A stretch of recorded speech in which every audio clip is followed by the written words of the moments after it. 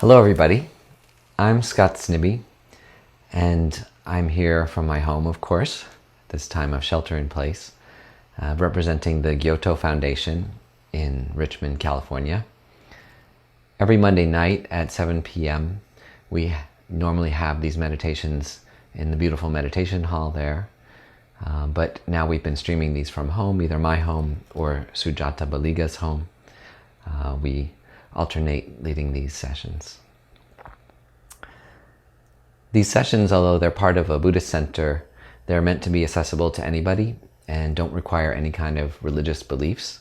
We take a secular approach to meditation that adapts some of these beautiful techniques for getting to know your own mind into a way that doesn't require any kind of belief, only some curiosity and a small amount of discipline to sit down for an hour or as long as you can and explore your mind. So ordinarily there's a few people that come that are new to meditation. So we do like to talk a little bit about what meditation is in the beginning. Meditation is becoming more and more popular as a kind of therapy, as a way of treating various problems that you have, like sleeplessness, being able to focus more, obviously anxiety and fear. And meditation is quite helpful with those things. And there's many apps you can use now that have secular and science-based meditations to address those problems. This tradition expands a little bit more, in the way that people generally only go to the therapist when they're having some kind of psychological problems. And then once they get better, they stop seeing the therapist. It's expensive and time-consuming. But meditation's not like that. It's actually something that's equally useful, if not even more useful, when your mind's relatively healthy. Because meditation was invented not just to deal with mental problems, but to evolve your mind towards its greatest human qualities. Qualities like kindness, patience, generosity, loving kindness, wanting others to be happy, compassion, wishing to take away other people's problems, and cultivating a kind of joy in life, finding a way to be not just plodding through life, but actually joyful at whatever you encounter in life, even difficult problems. So that's the purpose of meditation from its inventors, long ago, thousands of years ago, is to bring out your best qualities.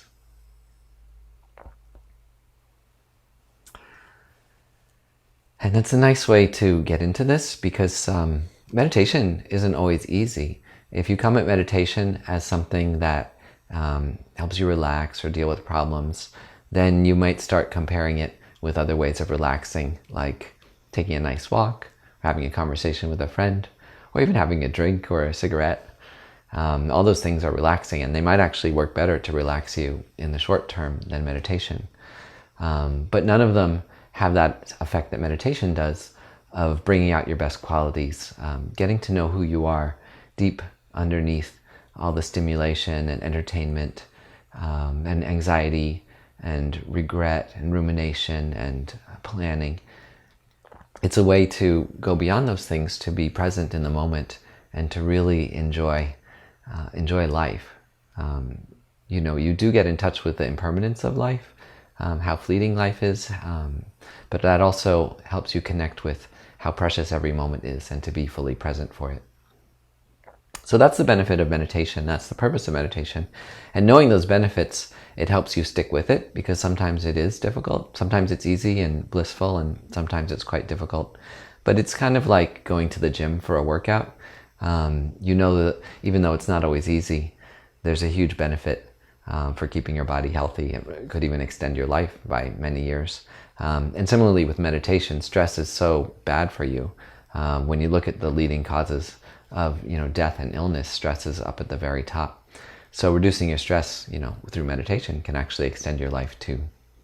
Will kind of work out for your mind. So we go through a couple of different phases in the meditation session. This tradition of meditation that comes from the Tibetan tradition is very highly elaborated, and there's many different forms of meditation, but they're broadly broken down into two categories. One is a stabilizing meditation, where you focus on some object peacefully, quietly, for as long as you can. That object's usually your breath, but it could be other things. It could even be the mind itself. And that's the kind of meditation most people know, is trying to clear your mind of thoughts and just see what the mind's like without thoughts, just focusing on something simple but profound, like your breath. Then there's a second kind of meditation called Analytic Meditation, or Analytical Meditation. And that's somewhat unique to this tradition, where there's many different stories you can go through. If anyone's into the current types of therapy called cognitive behavioral therapy, it's kind of like those, where you deliberately cultivate a healthy way of thinking. And in this case, they can be quite elaborated with interesting stories. The one we're going to do today is on the nature of mind. So it's a way of getting to know what your mind is like beneath thoughts, beneath worries, beneath fears. And we'll do that through a kind of visualization, a pretty easy visualization for anyone who's ever been to the mountains. But a very profound one, a very effective one. And I chose this meditation for tonight because I wanted to do something quite simple and something that tends to benefit everybody. I've never had anyone really complain of any problems with doing this meditation. It's quite beautiful and simple. But first we'll go through a couple other stages, warming ourselves up, doing a stabilizing meditation of about 5 or 10 minutes, and then into that analytical visualization. So please stay with me if you can. In person, almost nobody ever leaves. Everyone can sit for an hour. So see if you can stay and sit for the entire thing. Find a quiet corner, either cross-legged or sitting on a chair with your feet flat on the floor. And see if you can focus on this. Don't switch between things. Don't check on your phone or email or anything else. There's nothing better you could be doing with your time than meditating like this, getting to know your own mind, creating the causes for your own stability, happiness. And by spending this time alone, quietly, paradoxically, you actually become an easier person to be with, someone who can more easily be present and focused and helpful for all the people around you. So if you feel guilty about leaving your kids alone or your partner, there's nothing better you could be doing for them than meditating right now. So okay, so let's get into the meditation posture, as I mentioned, either cross-legged, and if you're on the cross-legged position, try to elevate your spine a little bit. That's quite important through putting some cushion underneath your seat. And if you're in a chair, just normal in a chair with legs out and down. And trying to straighten your spine is actually the most important part of posture. So if you can do that, it really helps actually to loosen your shoulders. You can push them all the way up and then let them down. That helps release some of the tension. Your neck, similarly, go back and forth. But then also just directing your attention to various parts of your body. So we'll just focus on the head and shoulders, but tell your neck and shoulders to relax. Tell your brow to relax. Your ears and your jaw around the edge of your face to relax. Your cheeks, your mouth, your eyes. Your arms. Let them all relax.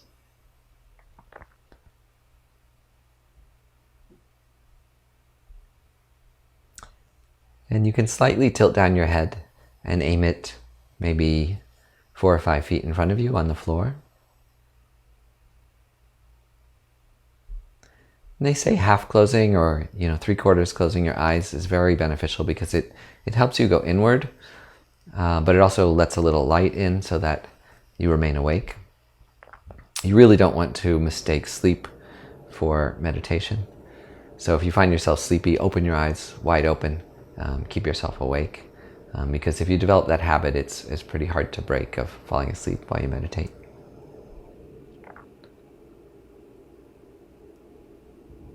You can touch your tongue to the roof of your mouth to diminish saliva accumulating.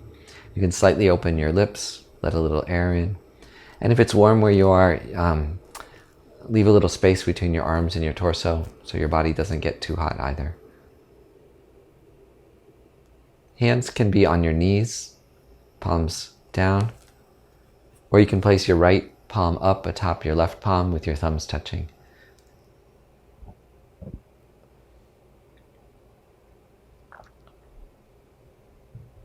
So even that should have some small beneficial effect, clarifying your mind.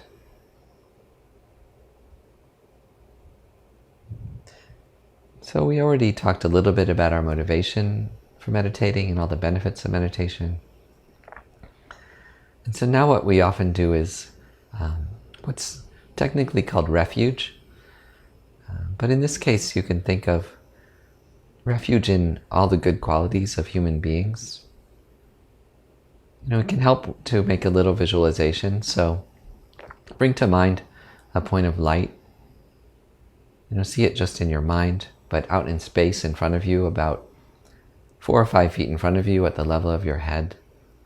A small sphere of light. And there's a warmth that emanates out from that in all directions, like a little star.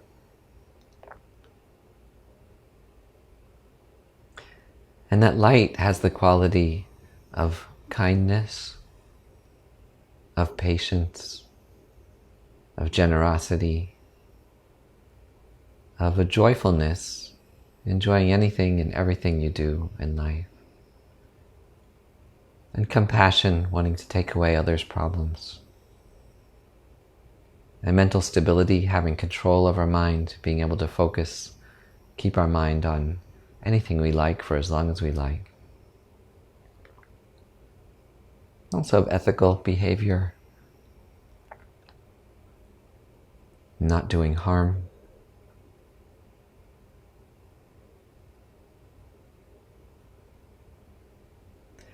And if you happen to have a teacher or you have people in your life who embody those qualities, you can imagine their minds mixed with that light. But otherwise, just think of the light as the embodiment of the qualities themselves. All the good qualities of humankind.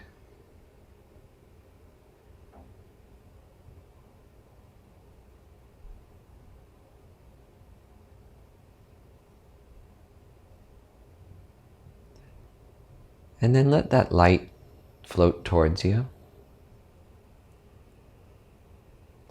And it comes to rest above the crown of your head.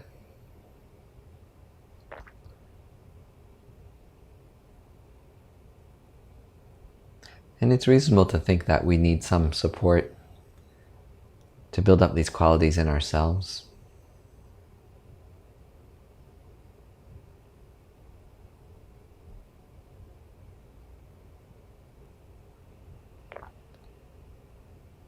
And yet in the meditation, you're giving that support to yourself.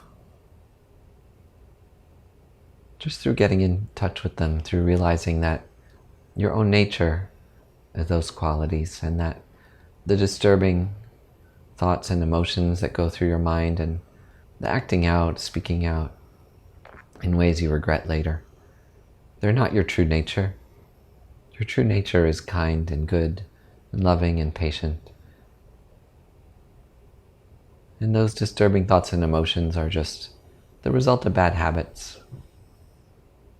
And through meditation, we instill other habits, ways of thinking and feeling that create the cause of happiness for ourselves and others.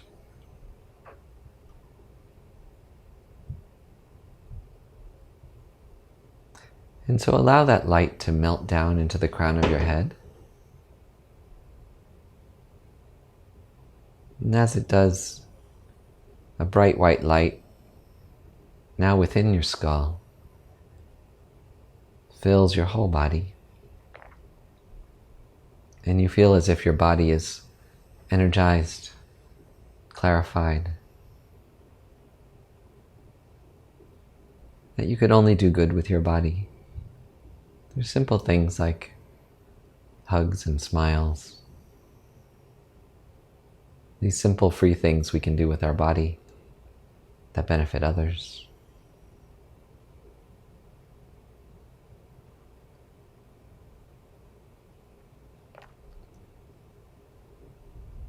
And then the light melts down to your throat, comes to rest there, and the light turns red. It energizes your throat and it blesses your speech so that you have greater control of your speech. You never say anything you regret. You only speak to bring people together.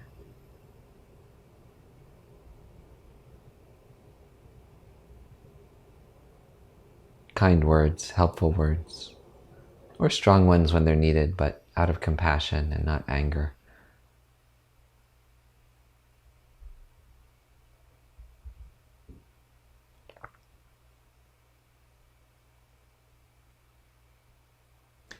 And then that light melts down again and comes to rest in the center of your chest.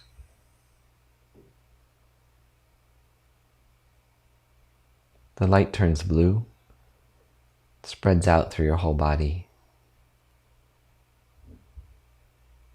And that blue light is symbolic of controlling your mind, gaining complete control of your mind, steering your mind towards virtue, towards benefit, towards meaning and happiness.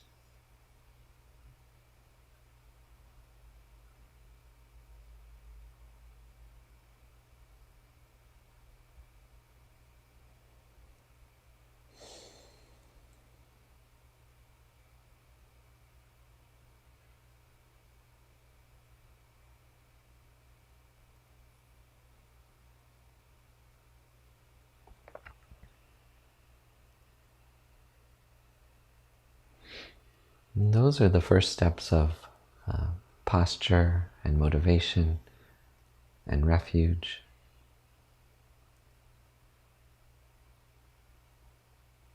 And now we move into stabilizing.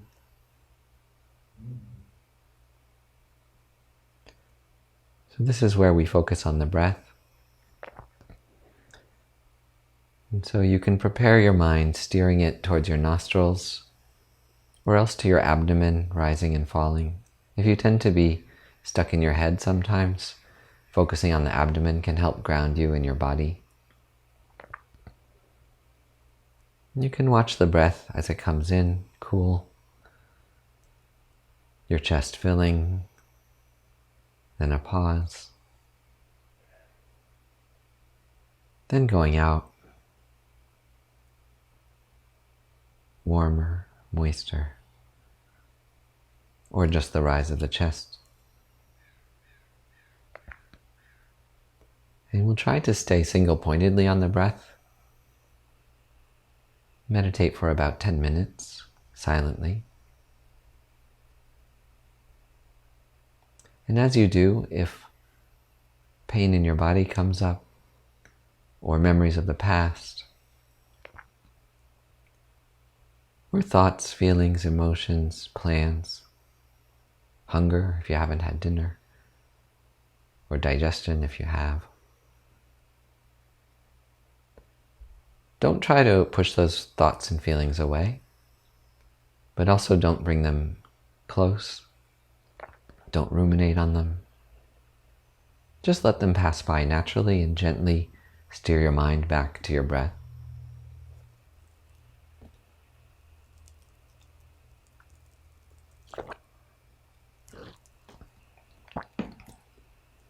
And so silently for 10 minutes, with that guidance on how to steer your mind back, just focus on the breath together.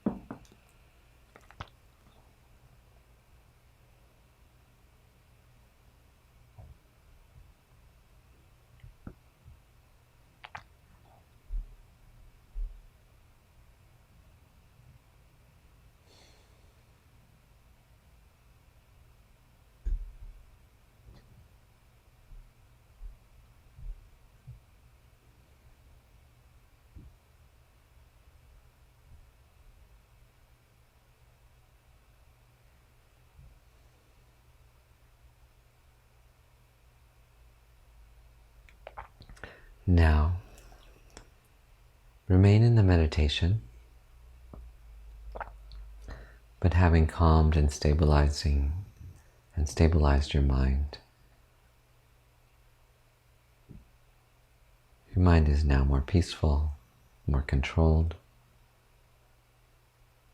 And we move into the next phase of a meditation on the clarity of the mind.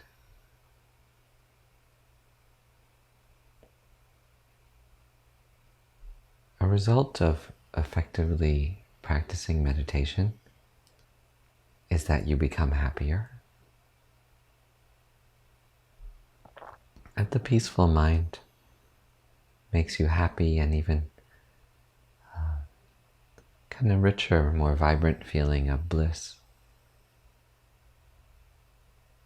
So that when you're with people, you're content. When you're alone, you're content.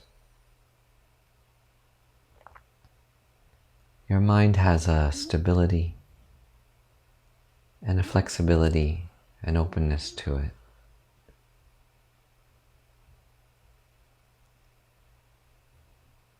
Your mind becomes able to rest on anything that it wants without agitation.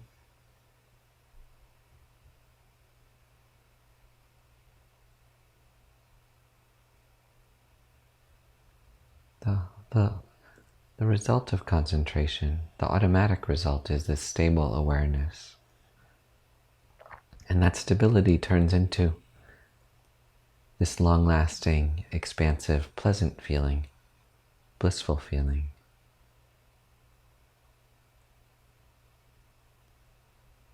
In the same way that a light doesn't need to think, I'm dispelling darkness. It just illuminates. In the same way, awareness is an inner light that enables us to see things more clearly. You start to see the world in a different way, how astonishingly beautiful it is. Just light itself, space itself, awareness itself. Each of our beautiful faces, a miracle.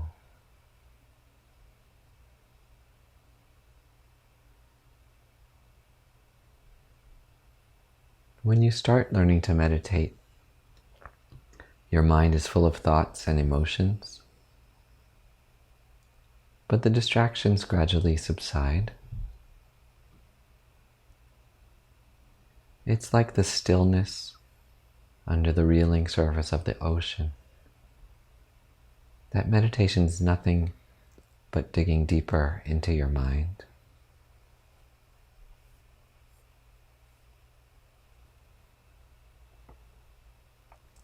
We often now have disturbing thoughts, like fear or craving, anger, jealousy, pride, anxiety, wishing that things were more certain, wishing we could control our environment, the people around us, the events of the world, politicians.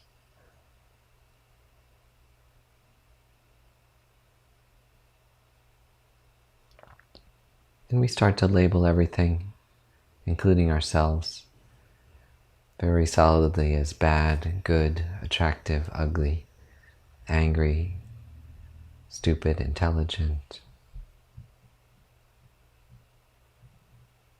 We begin to identify with our thoughts, thinking that the thoughts are me.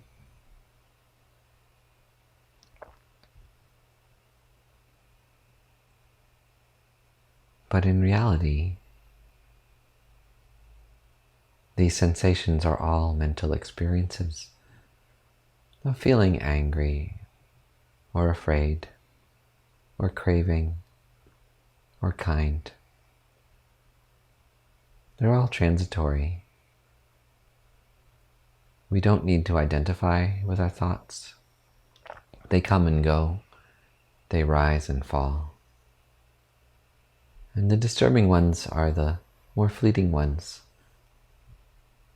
the less substantial ones, the ones that aren't really our true self. And they can be eliminated like waves on water. Our thoughts are a kind of energy that travels on a clean, undisturbed ground.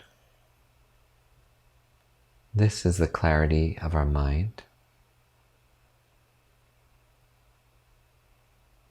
It may seem strange, but even our most disturbing thoughts are made of this pure, clear, beautiful, energetic nature.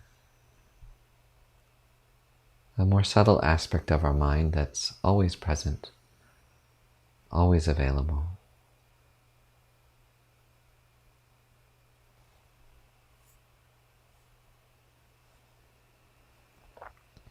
Come back to your breath.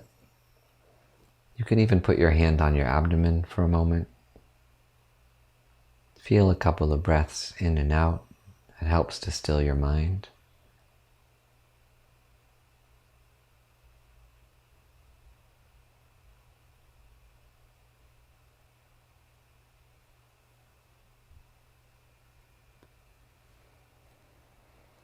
And then within your mind, we use the power of imagination.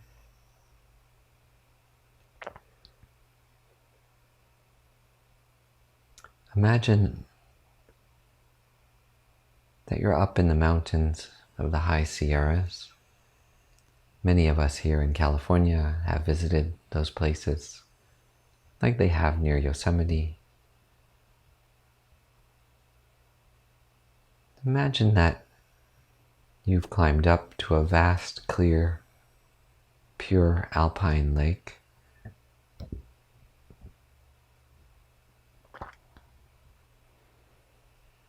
You may have been lucky enough to see a place like this. Water that's so still, so pure, so clear, under a perfectly clear sky, and then amidst perfectly clear mountains, you can see for miles.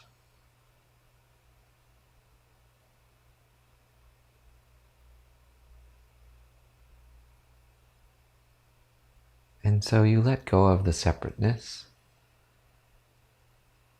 so that your mind becomes one with the stillness of this lake.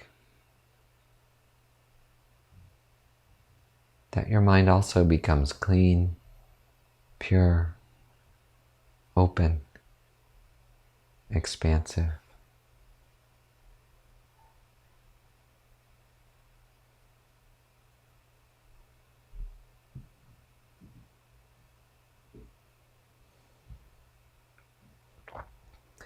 And all the words and concepts and labels fall away. Your mind becomes empty of being anything concretely labeled, anything specific.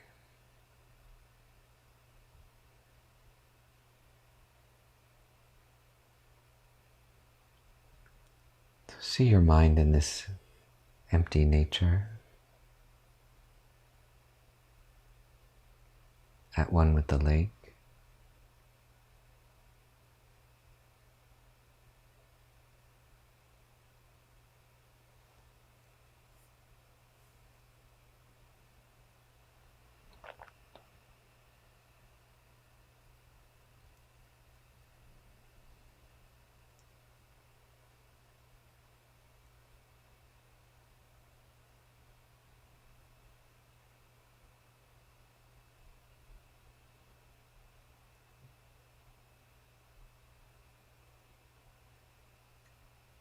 And then as thoughts arise in your mind,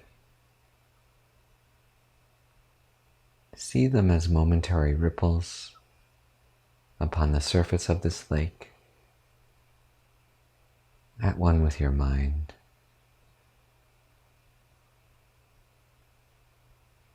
Watch the thoughts detached, the ripples that pass over the surface of the lake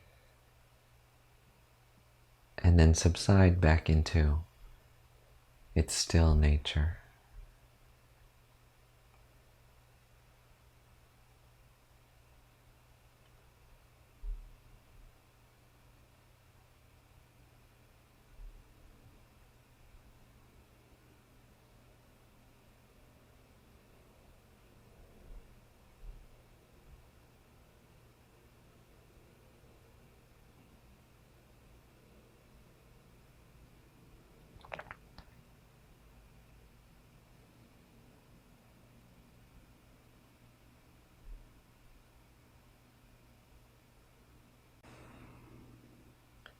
Your mind is whatever you're experiencing right now.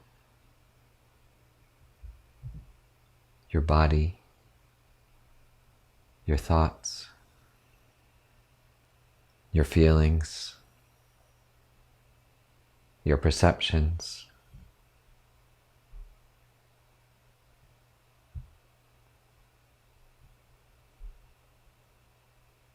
Look below these.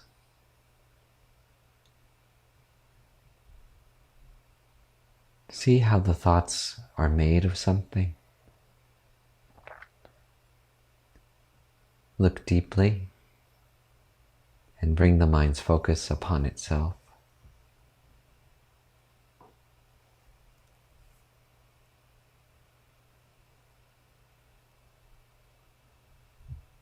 Try to see the nature of these thoughts as clear awareness, without form or color, but still something.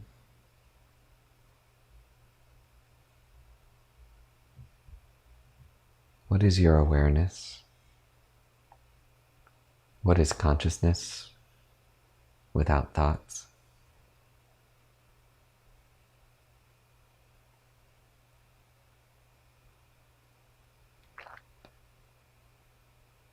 And as sounds and light and body sensations arise, these aren't distractions. These are also made of the same clear, still awareness. And we can recognize this and find that bliss, that joy, just in our own mind.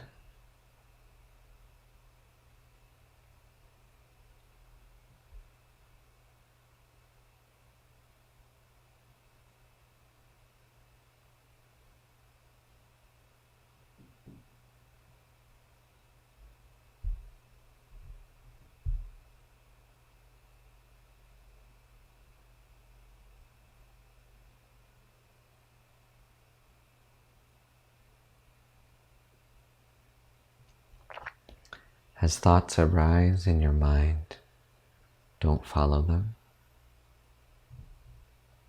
Just let them come and go. This concentration on pure awareness allows us to see everything more clearly.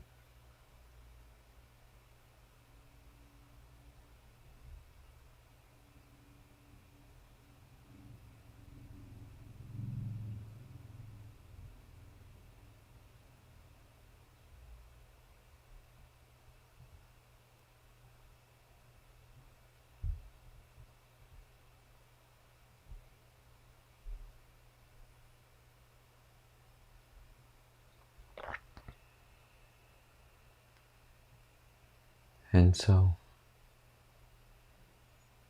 if you find yourself resting in that awareness, just stay there, beyond concepts.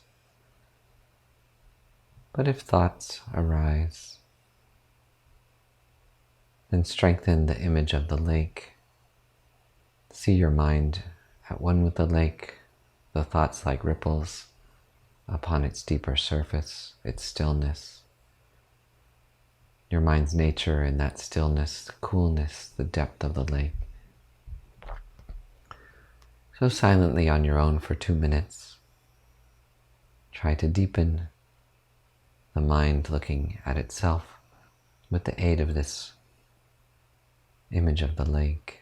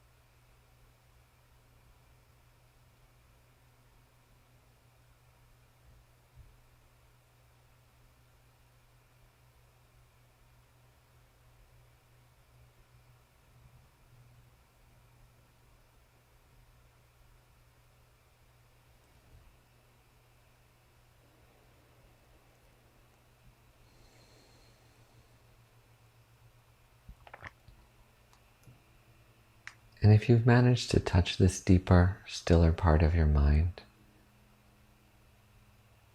you can realize that this is the source of refuge you can turn to at any moment.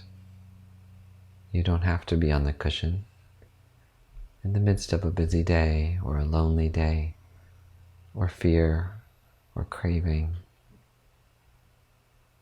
You can realize that those thoughts, those sensations, those feelings ride upon the depth and stillness of your mind that's always there.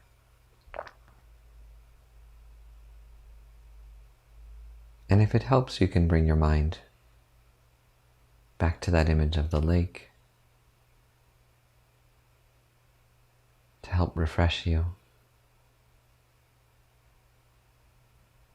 You might even be able to do it in the midst of a conversation or a busy activity, to find refuge in your own mind, the stillness of your mind, and all the good qualities that lie there, the depths of your good nature.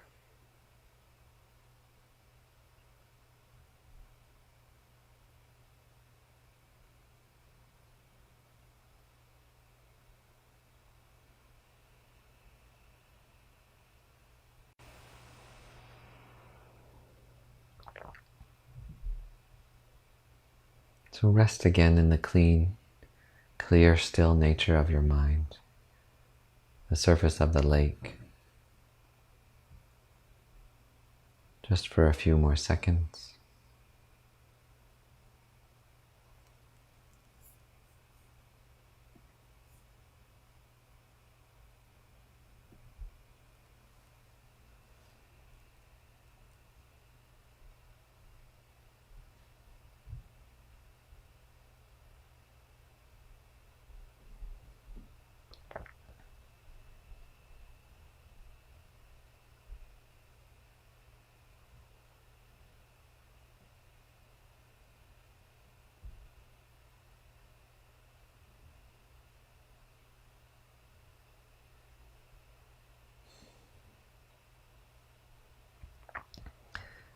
And then you can let that visualization dissolve the lake, into little particles, as if that had been a holographic three-dimensional image.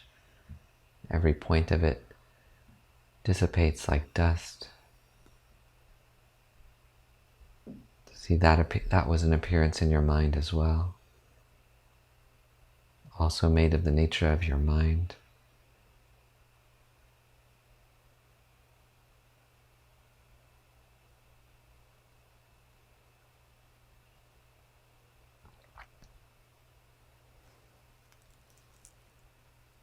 And the last part of a meditation session is a dedication that all the steps towards more mental control and toward kindness and patience, stability, peace, that we've advanced just a little bit further in those directions, that we're conditioning good habits of our mind. And we dedicate all the good that comes out of this meditation for our own long-term well-being, and also for the good and benefit of everyone we know, and even everyone we don't know, everyone in the world. That, of course, there's no magic that our thoughts will cure the illness in the world or end violence, but the thoughts of wishing to do so, of expanding our heart and our mind to encompass everyone on earth, wishing that they be happy and free and healthy and safe. That those thoughts are of profound benefit for us and make us better able to serve everyone around us, and moreover are the deepest causes of happiness within ourselves.